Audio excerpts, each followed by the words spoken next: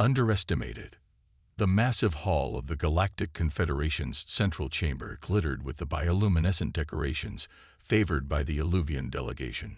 Ambassador Marcus Ways stood at the edge of the gathering, watching as representatives from 37 spacefaring civilizations mingled, negotiated, and occasionally glanced in his direction with what could only be described as amusement. "The human wishes to speak," announced High Chancellor Zixpora, her crystalline form refracting light in patterns that indicated mild irritation. The chamber quieted, though not completely. Whispers and clicks of communication continued as Marcus approached the central podium. "Esteemed members of the Confederation," Marcus began, his voice steady despite the dismissive atmosphere. "Earth respectfully requests reconsideration of our application to join the Technology Exchange Initiative. Our advancements in quantum computing and biomechanical interfaces cold." A burst of multitonal laughter interrupted him. The source was Ambassador Krell of the Raxan Empire, his scales shifting from deep purple to amused orange. Quantum computing. Krell's translator rendered his clicks and chirps into standard galactic. "The humans believe their binary thinking machines are quantum. How endearing. My youngest hatchling plays with more sophisticated technology." More laughter rippled through the chamber. Marcus maintained his diplomatic smile, though his knuckles widened around the podium's edge.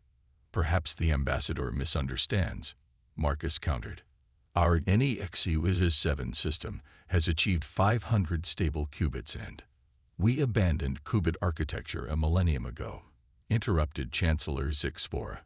"The Confederation appreciates Earth's enthusiasm, but your species has been spacefaring for barely a century. Your application is denied. Again.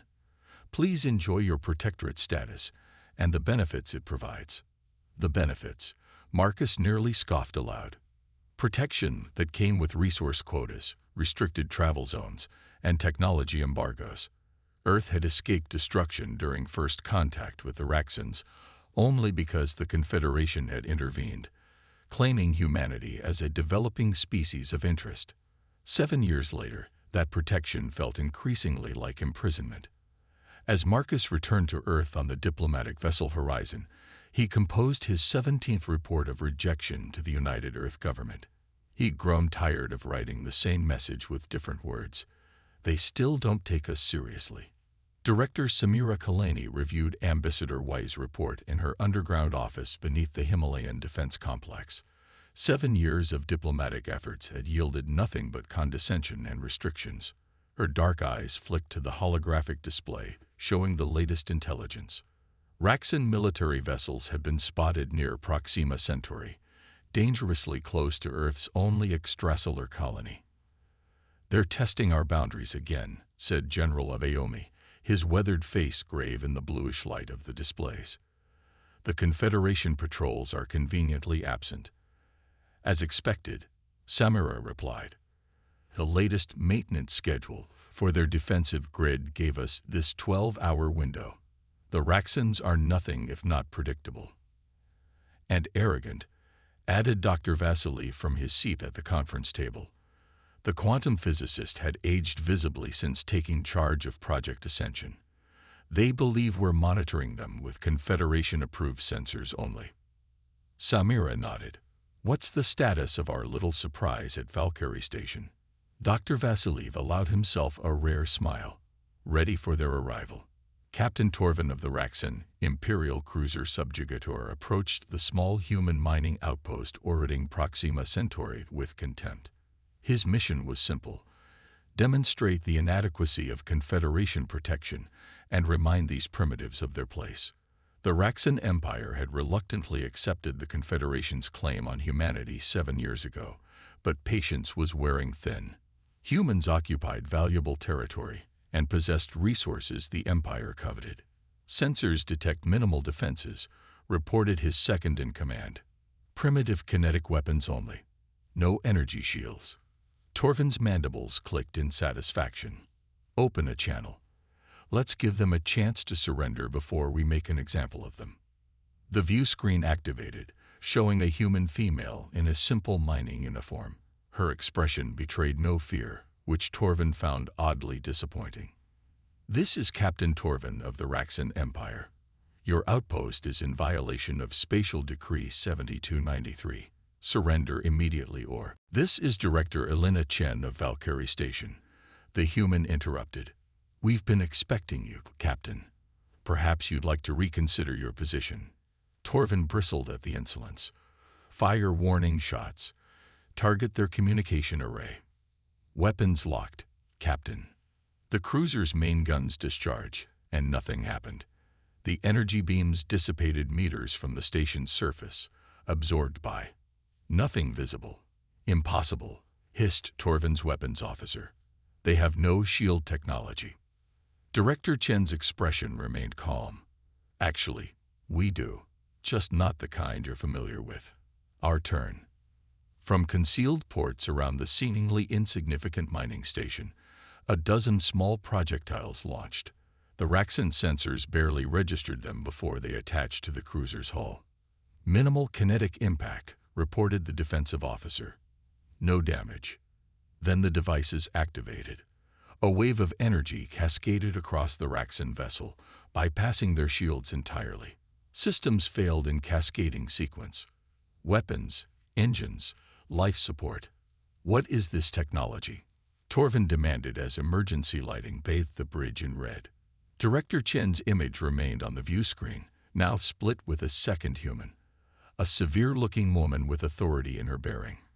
"Captain Torvin," said the newcomer, "I am Director Samira Kalani of Earth Defense.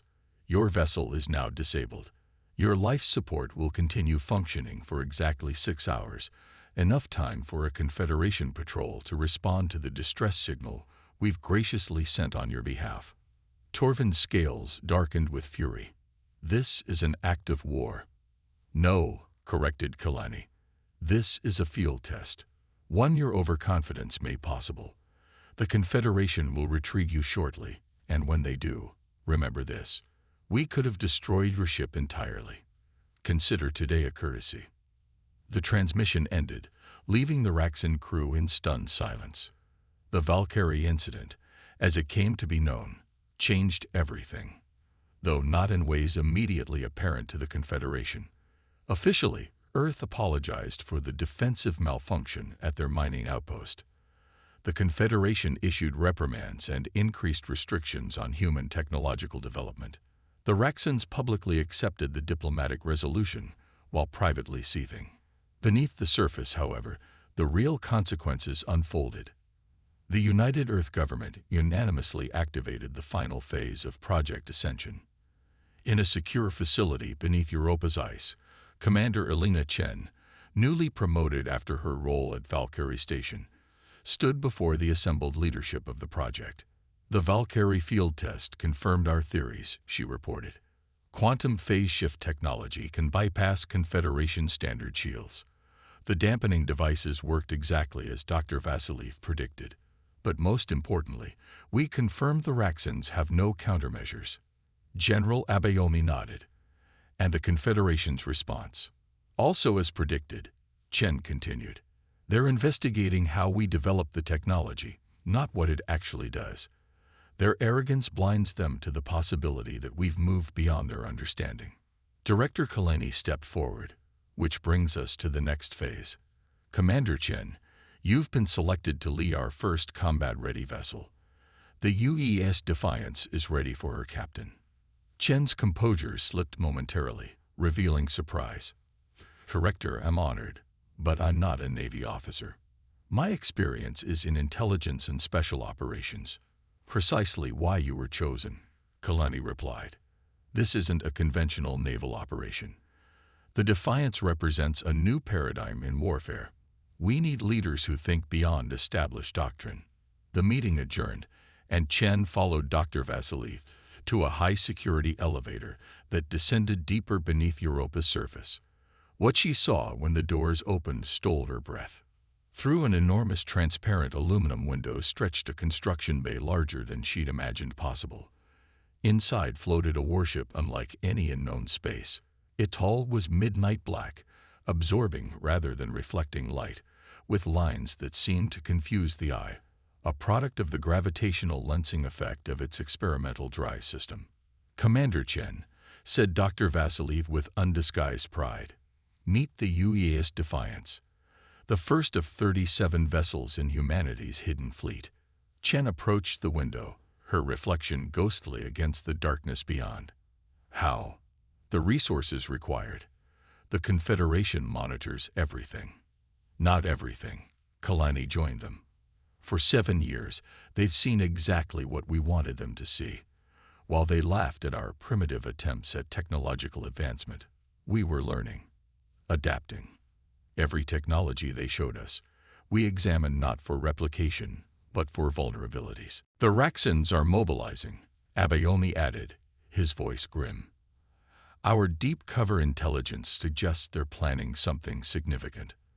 The Confederation believes their patrols and sanctions will keep us safe." "They won't," Chen stated flatly. "No," agreed Kalani. "They won't. Which is why in 6 months, when the Raxan fleet moves against our colonies, they won't be facing the helpless protectorate." Chen studied the sleek warship, understanding flowing through her. "They'll be facing us." "Yes," Kalani's expression hardened with resolve. "And the galaxy will never underestimate humanity again." As Commander Chen began her briefing on the Defiance's capabilities, communications from Earth reported that the Confederation's latest delegation had once again denied human applications for advanced status. The news was met not with disappointment, but with grim satisfaction. Let them laugh while they could. Revelation. 6 months passed in tense preparation. On Earth, diplomatic channels remained open, with Ambassador Wei continuing his seemingly futile efforts to gain technological concessions from the Confederation. Each rejection was received with practiced disappointment that masked Earth's true activities. Commander Alina Chen had spent those months drilling her crew aboard the UES Defiance, pushing the experimental systems to their limits and beyond. The 36 other vessels of humanity's secret fleet conducted similar exercises in the shadow of Saturn's rings, the asteroid belt, and other locations carefully selected to mask their energy signatures. When the attack finally came, it arrived with a precision that confirmed their intelligence had been correct. Multiple Raxan warships detected entering the Proxima Centauri system, reported Lieutenant Park from the tactical station of the Defiance, currently hidden beneath Europa's ice. Confederation monitoring stations are registering the incursion, but response times are delayed. Likely intentional. Chen nodded. As expected, the Raxans bought themselves a window. Status of Proxima Colony. Emergency protocols activated. Civilian population moving to shelters. Conventional defense systems online, but Park's voice trailed off. Against a Raxan battle fleet, conventional defenses would be meaningless. "The Defiance is ready," Commander, said Executive Officer Ramirez, her dark eyes steady. Chen studied the tactical display. 30 Raxan vessels against Proxima's defenses. The Confederation peacekeepers were at least 2 hours away, even at maximum FTL. The colony wouldn't last 30 minutes. She opened a secure channel. "Director Kalani, they've made their move." Kalani's face appeared on the view screen, her expression grim but resolute. "Confederation Security Council is in emergency session. They're evaluating the situation." "Permission granted, Commander. Activate Operation Revelation." Chen felt the weight of the moment. 7 years of preparation, resources diverted in secret, technologies developed away from prying eyes. Everything had led to this. All vessels, this is Commander Chen. Operation Revelation is a go. Emergence Protocol Alpha. Weapons free upon arrival.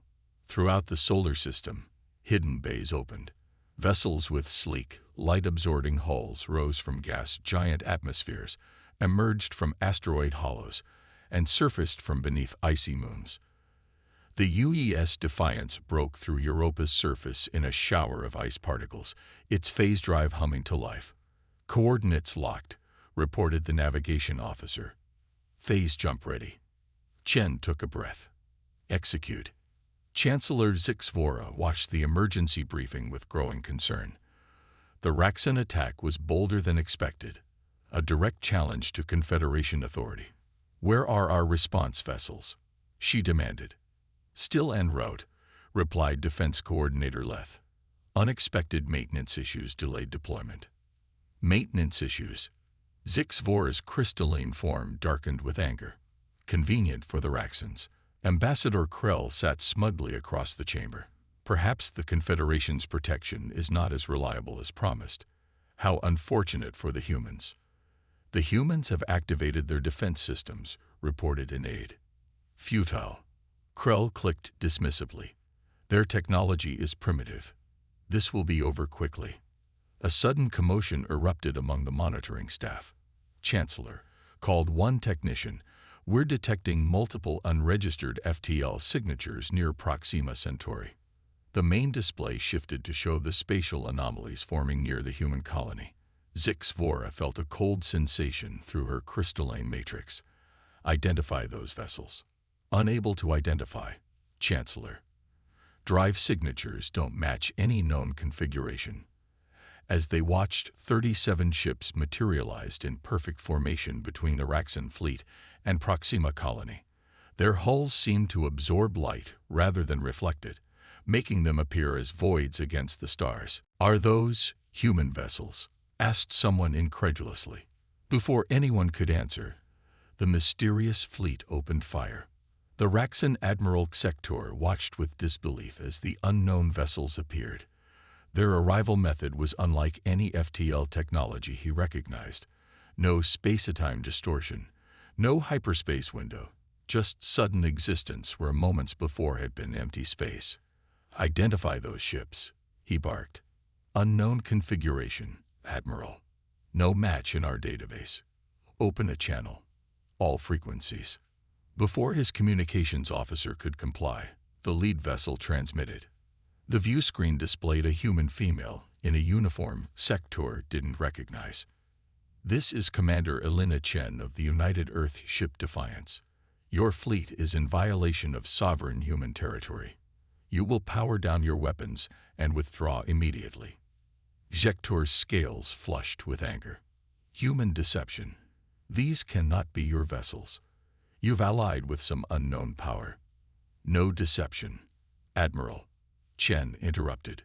"These are human vessels, human technology, human ingenuity. You have 30 seconds to withdraw."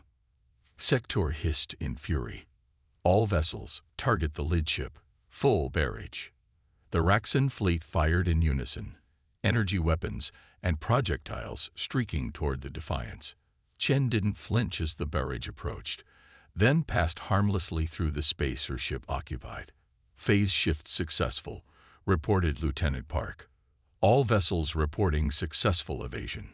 On the Raxan flagship, confusion reigned. Direct hits, but no impact. Sector stared in disbelief. "Impossible." "I warned you," Chen said calmly. "Now witness what humanity is truly capable of." The human fleet moved with coordinated precision.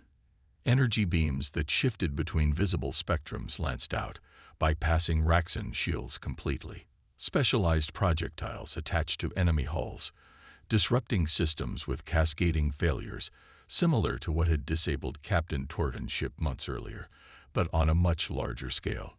"They're targeting our shield generators specifically," reported Sector's tactical officer in growing panic. 70% of the fleet reporting critical failures. In the Confederation Council chamber, stunned silence had given way to frantic activity. "Those can't be human vessels," insisted Ambassador Krell, his scales pale with shock. "Their technology is decades behind ours." Chancellor Zixvora's crystalline form pulsed with intense light, her species equivalent of adrenaline. Apparently not. Enhance visual on the lid ship. The display zoomed in, revealing the unmistakable insignia of Earth's united government on the hull of the Defiance. "How is this possible?" demanded a Tellurian representative. "We've monitored their development closely." "Have we?" countered Zixvora. "Or have we seen what they wanted us to see?" Aboard the Defiance, Chen directed the battle with calm efficiency. "Disable, don't destroy. she ordered. "We're making a point, not starting a war." The human fleet executed complex maneuvers that baffled Raxan targeting systems. Their phase drive technology allowed them to partially shift out of normal space, making them nearly impossible to hit while still able to affect physical objects themselves. "Admiral Sector is hailing us again," reported Communications Officer Doan. Chen nodded. On screen, the Raxan Admiral's scales had dulled to a grayish hue, a sign of extreme stress in his species. "How?" he demanded without preamble. "You are a primitive species.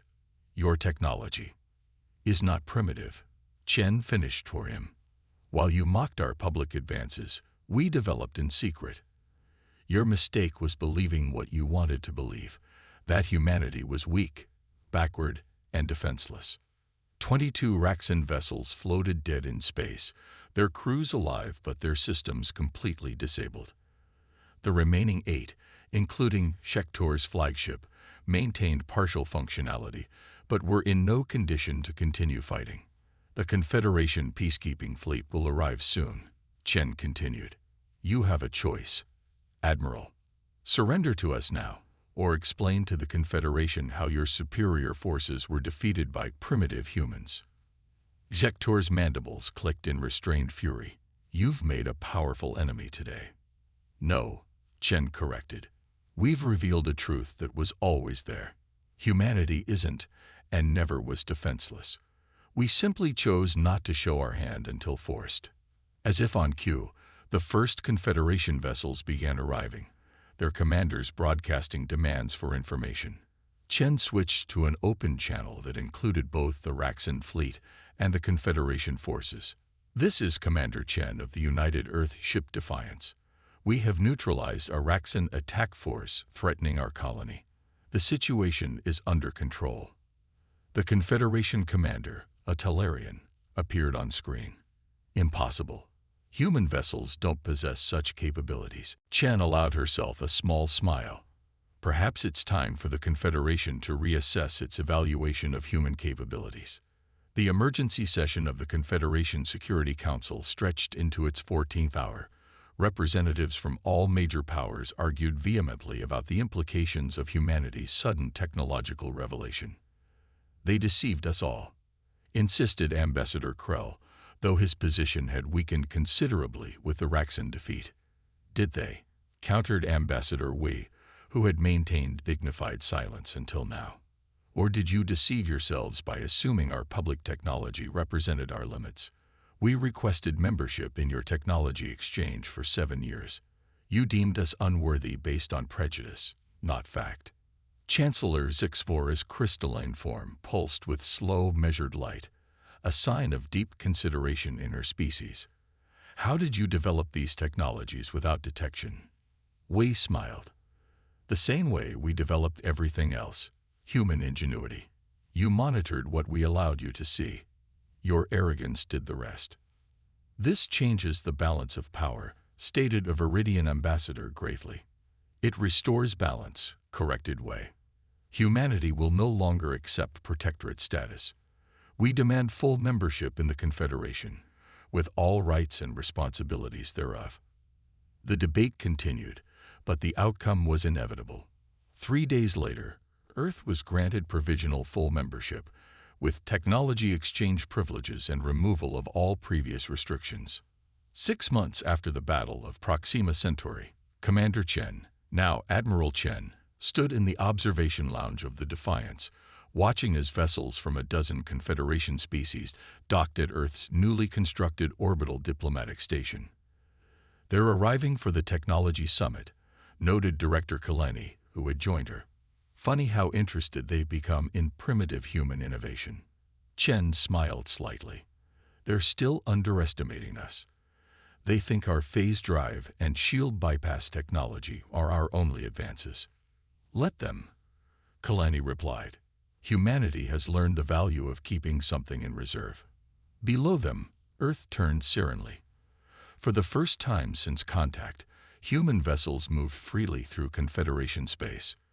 Trade agreements favorable to Earth had been established, and human representatives now sat as equals in Confederation councils. Was it worth the deception? Chen asked quietly. The resources diverted, the years of playing technological backwater. Kalani considered the question. Ask the colonists on Proxima Centauri, who are alive because of it, or the generations who will explore the galaxy as equals, not subordinates.